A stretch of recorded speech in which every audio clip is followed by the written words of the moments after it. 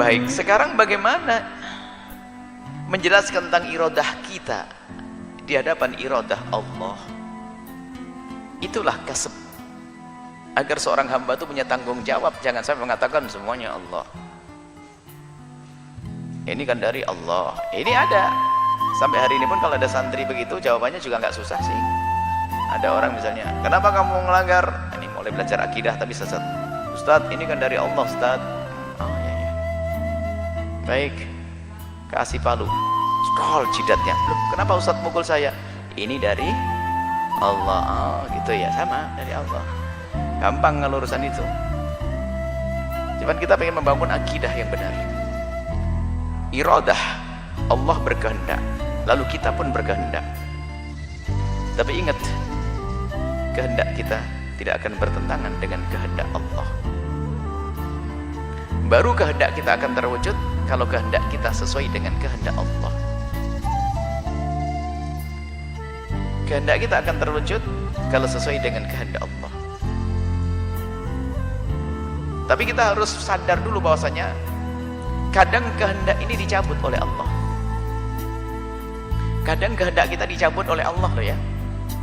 Mungkin kita pun semuanya pernah merasakan kehendak itu dicabut oleh Allah. Kapan itu? Suka sate, santri? Sate? Enak sate? Nah, pas lagi demam dikasih sate, ngeleng. Loh, Haji, kemarin ente hobi sate. Nah, kenapa begitu?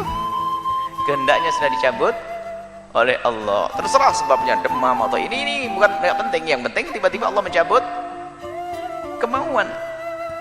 Ayo ke sana, Ajib sana bagus, enak, tempatnya enak. Enggak. Loh, kenapa enggak? Karena Allah sudah mencabut kehendak kita, iradah kita.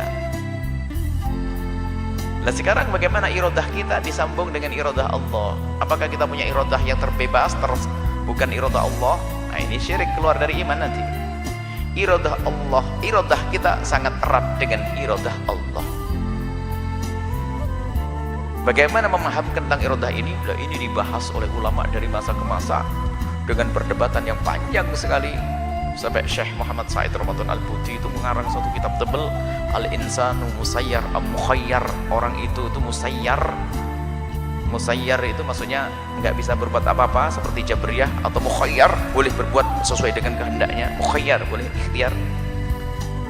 Sampai diringkas lagi Man huwa Sayyidul Qadar dalam bukunya. Kemudian ulama-ulama yang lain bicara tentang Al-Qadar banyak. Nah, bagaimana untuk memahamkan orang antara iradah Allah dengan iradah hamba Allah, agar seorang hamba punya tanggung jawab karena dia juga punya iradah.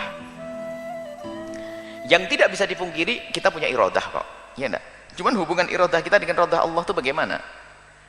Tidak bisa kita pungkiri kalau kita punya iradah. Kita pengen pergi ke sana, lapar, kita bisa makan, ambil jalan ke sini, itu kan kemauan. Saya pengen, ini iradah, saya mau, saya banyak kemauan kok, saya banyak iradah hari ini. Saya pengen ini, pengen itu, pengen ini, pengen berjuang, pengen bangun pondok, pengen ini, pengen, saya punya kemauan, pengen buat media radio, iradah. Cuman jika iradah kita tidak sesuai dengan iradah Allah, nggak akan. Sekarang sederhana, bagaimana posisi iradah kita di hadapan iradah Allah? Kalimat yang sederhana dihafal dalam 1 menit.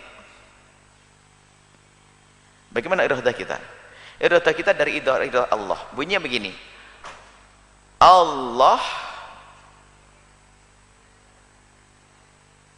yurid, beriradah. Allah yuridu anturida. Allah yuridu anturida faturid. Allah menghendakimu berkehendak, maka engkau berkehendak. Sederhana.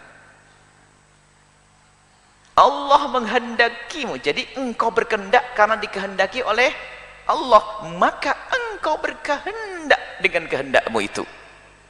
Sehingga kamu punya kehendak, makanya kamu dihukum kalau melakukan keharaman dengan kehendakmu. Tapi kehendakmu itu Allah menghendakimu berkehendak. Baik buruk itu urusan akalmu. Yang jelas Allah menghendakimu berkehendak, maka engkau berkehendak.